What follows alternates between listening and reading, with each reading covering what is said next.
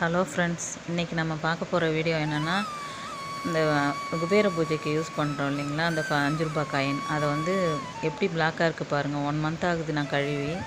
பௌர்ணமி தான் நான் வந்து அதை க்ளீன் பண்ணி பூஜை பண்ணுவேன்.